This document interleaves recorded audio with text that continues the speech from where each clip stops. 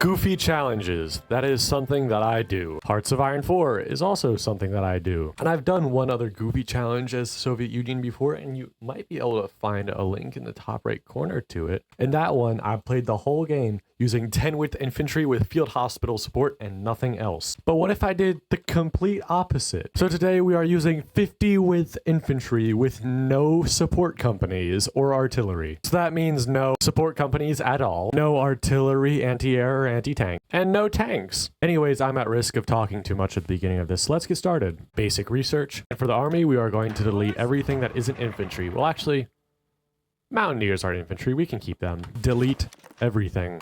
That leaves us with 86 regular infantry divisions and 18 crappy NKVD divisions we cannot do anything with. So this is our basic infantry unit. I don't have any army experience to edit right now, but I'll show you when I do. The path of Marxism-Leninism, civilian factories everywhere, production. We don't really need anything other than infantry equipment and planes because we're not using any artillery tanks or anything like that. I am going to keep one factory on support equipment though for operations. Let's get one on trains as well and 2 on trucks for supply. And then I'm just going to finish up the ships that are already in queue because I don't want to think about it. And when we're done with that, we'll put 1 dockyard on convoys and 5 on destroyers. Anyways, let's unpause and start the game. Let's assign Mr. Tukhachevsky as our field marshal. He's not going anywhere, right? We are going to be going historical just because it's the easiest path and this is already challenging enough as it is. So the center, NKVD, the Stalin Constitution, mobilizing the armed forces against Turkey.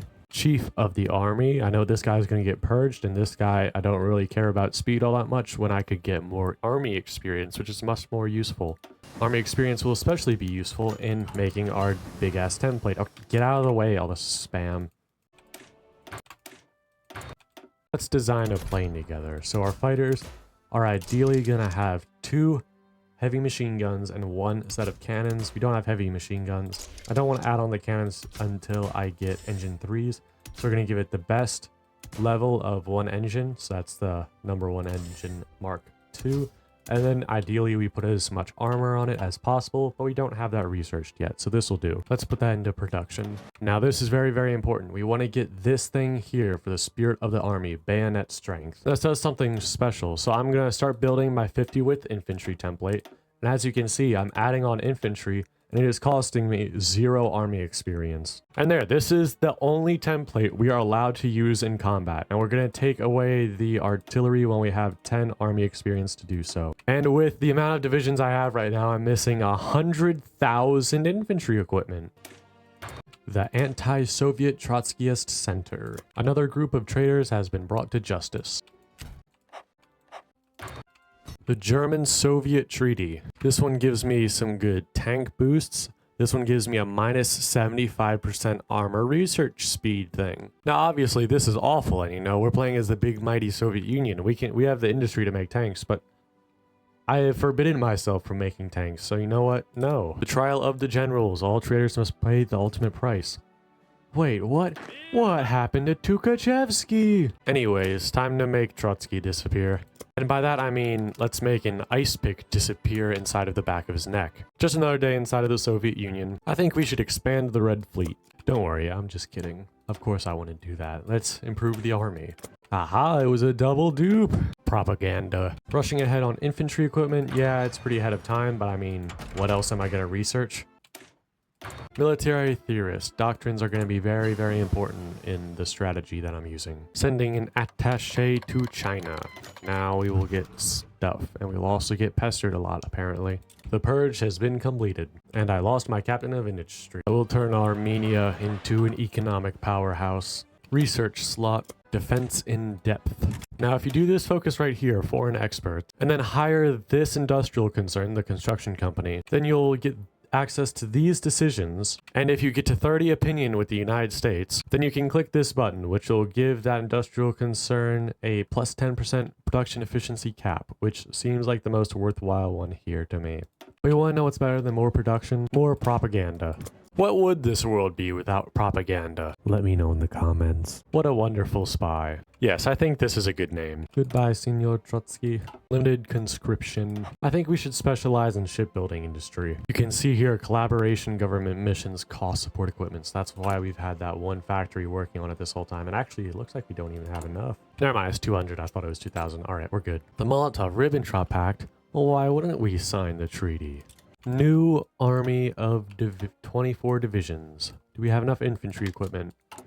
Almost. It's honestly pretty surprising. Expensive close air support. Even more expensive fighter. Look at this beautiful Armenia. Maximum infrastructure, maximum civilian factories, capabilities. Truly the best timeline. 0.25 army experience daily from army exercises. But how many guns am I losing? In the last month, I've lost 2,000 guns. So is that worth it?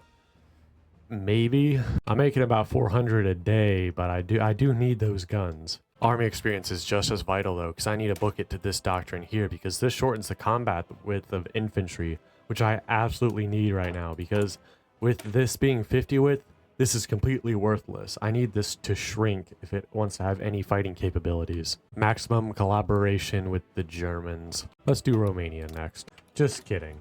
That would be silly. Let's just send all of them home. Romania isn't worth it. You know, it's November of 1940. I'm starting to think, you know, it might be time to absorb the Baltics. That might be a good idea. Another great idea would be extensive conscription, because using only infantry, I'm sure that I'm going to need the manpower. So I finished the Comintern focus. You know, I should do Baltic security next. Nope, development aid for Eastern allies. I'm funny and random, right? That was funny. I bet you guys laughed really, really hard at that one, right? I was going to cancel out of that, but it's actually not letting me. It says cannot be canceled manually. That's kind of odd. Since I'm just kind of sitting here waiting for my imminent demise, I thought I'd mention that according to my YouTube analytics, 93% of my views come from people that are not subscribed. So I'm just saying, you know, consider the proposal. I plan to fight them at the border, but, you know, just in case that all goes horribly wrong, I might as well make a few forts along this river line. Sending an ultimatum to Estonia, the same way that you are sending your finger to touch the subscribe button. All of them became puppets except for Lithuania. I've got almost 200,000 spare guns. Maybe I should think about recruiting new troops. That might be a good idea. I finally got vast offensives. This should shrink the combat width to a reasonable amount. We are now 40 width. 45 width is, I believe, as far as you want to go with these. So this is good. Third 5-year plan disrupted. Oh no! Oh, and we're losing everywhere. That might be because I haven't put any planes up yet. That might be an issue. One big field marshal front line, and let's make one big field marshal order. A lot of people are saying a lot of things. I hope none of them were bad. So it looks like they've pushed initially, but they're losing strength very quickly, or they're just very, very cautious to attack. When it comes to the air war, we are definitely trading favorably. And look at that 30 cast damage in Eastern Poland. Are currently trading. Now, hold on. I got out the calculator for this one. 1 to 7.9333 in terms of casualties, that is. I haven't started the glorious counterattack yet, though, and I imagine the great glorious extremely bloody counterattack is going to be less effective than the great glorious defense, and will not necessarily yield the same results we are experiencing right now. We have already lost half of our infantry equipment.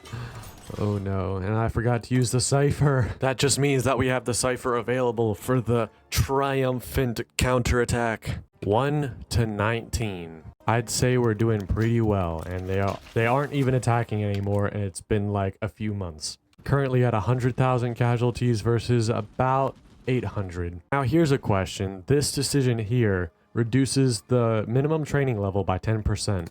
Now mass assault, which is the doctrine I've gone with, also reduces it by 10% here.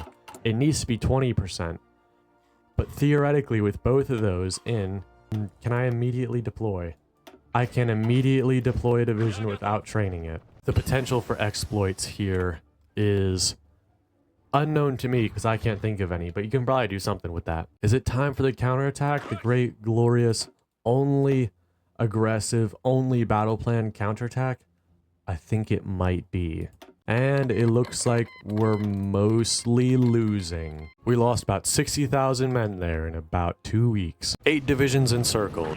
That's something. You know, I was honestly not expecting this to be quite as effective as it is. They have tried to counterattack again, and they have completely failed. There's not a single red bubble here. I am starting to run low on fighters. We're already short 200. But I imagine we're going to be doing pretty good soon, since they'll probably run out of fighters before I do. Just by the fact that I'm shooting down more of their planes than they're shooting down of mine. This is what I need. I need them to grind against my front lines more, because this defense is basically impenetrable, since this is a very defensively oriented division. See, it has really crummy soft attack, but it's got 1,000 defense. So this division is rock solid. They're not getting past this. So I need them to attack me more so that they can lose more equipment, lose more manpower, and just, you know, lose. The only way I can win is if they lose, and if they lose a lot. Let's try another counterattack. Let's do bounce this time. Is this gonna work? Doesn't look like it, actually. Let's stop that and hold. Our first infantry leader and our second infantry leader. I think it's time to put more factories in Armenia. Armenia, post-Soviet Union, is just gonna be this prosperous utopia. I looked away for a second, focusing on the Armenian GDP post-war, and I see this, and I just about came in my pants. Just did a massive assault. I think it's time to counterattack. That's usually the best time. And we're still losing absolutely everywhere. But you know what? Let's just let this roll for a little bit until we run out of equipment. Oh, you can see the number of casualties going up by the thousands every hour. It looks like we've just about decimated their air force, so we should be good in that department. Infantry expert, infantry expert, infantry specialist, infantry expert. I don't think we need a reduction in enemy air support since we have a massive amount of planes, so I'll replace Koinev here with oh, what's wrong with my voice? I'll replace Konyev here with the infantry specialist, whatever this guy's name is, when I have enough command power. Let's switch to cautious. That way, they'll likely just try to attack if they think it's likely that they'll win. I think that's going to be the best way forward here. Next doctrine, big boost to tanks and mechanized. Yippee. Since I switched to cautious, it looks like we're doing a lot better, actually. And wait, we are finally going to use the cipher. All 3 of them. Let's see how that helps. Looks like it's helping a little bit, actually. Now, I very much want to prioritize getting over top of this river, because if we don't make it to the other side, they're going to build entrenchment over here, and it's just going to be impossible to get over it with just infantry. So we have made a beachhead. All right, that is absolutely necessary. You know, I don't think we need reserves anymore. Let's just stick them in with the rest of the army. Yeah, there's going to be an overstacking penalty, but it's whatever. What we need is less coherence and more bodies on the front lines. We are running out of equipment at a rapid pace, though, so we're probably not going to be able to keep this up forever. We do have full collaboration on them, though, so that should help us, you know, defeat the Germans a little quicker. I'm thinking cautious is now the new meta, and take advantage of being communist and switch to liberated workers, where we can get a lot more factories. So we went from 271 to 274. Let's go. It makes all the difference. I can't keep this up anymore, though. I need to switch to balanced, and let's let our troops rest for a minute. I have built 2,000 more casts. This should help with the next major offensive. Doctrine completion. This bottom boost was completely worthless, but hey, I can say that I completed the tree now. Now my parents will finally be proud of me. Estonia is trying to lend-lease me 17 Gloucester Gladiators. Now, if I've played this game enough, I've got like 600 hours in here because I have no friends, I know that those are British planes, and I've got absolutely no idea how the Estonians have gotten them. They essentially just gave me a bunch of stolen vehicles, and we're just kind of hoping that, you know, that'll make the problem go away, I guess. We've built a very tall, very prosperous Armenia. I think it's time to build a very tall, prosperous Kazakhstan. We have completed the doctrine tree. Yippee. How much better this counterattack will be. Now it's time to see, and the answer is not very. Encirclement. We have captured a railway gun. Wonderful. There's a lot of divisions here, not on the front line, and that is very suboptimal. Is this an encirclement opportunity they've given me here? I think this is an encirclement opportunity. Lessons of war. Looks like they're trying to counterattack. They're grinding against our front lines, which is absolutely amazing. We'll gain more experience this way, and overall, I'm pretty sure we're gonna win, so there's no reason why I don't want them to do this. I'd rather be winning. I find it odd that the collectivized communist nation has the ability to do war bonds. Like, doesn't the government already own all the things? So what are the people even gonna give you? Maybe I'm thinking about it the wrong way. I don't know. Let me know in the comments below. Begin the counteroffensive. Again. Hungary is performing exceptionally well. You know, even with, the massive relentless infantry assault, I'm still at 1.3 million casualties, and Germany has taken 4.5 million. So I think we are still, in fact, trading favorably. Romania has died. Wonderful. We have run out of infantry equipment. We must stop the offensive. Unfortunately. Resume the offensive. Why did I say it like that? That was stupid as shit. Anyways. Remember to use the cipher this time. Germany has capitulated. My life finally has meaning again. The Provisional Government of the German Reich. That's funny. That is a lot of factories I'm getting. Wow, that's honestly more than I can spend right now because I don't have the resources for it. Never mind, we sorted it out. I will soon launch the naval invasion, which will destroy Italy, give us the peace conference, and end this war forevermore. As actually, never forget about Vichy France. That's what's gonna happen. But before you see that, allow YouTube to play an ad. It looks like they've guarded a lot of ports, but not all of them. All right, we're making good headway. Yep, and they should be dead any minute now. Yeah, never mind. Somehow Vichy France is still alive, so we gotta take care of them. That shouldn't be too hard, though. Here we go. Now, I don't think anyone can deny that this peace deal has undoubtedly led to the best timeline possible. Subscribe, please.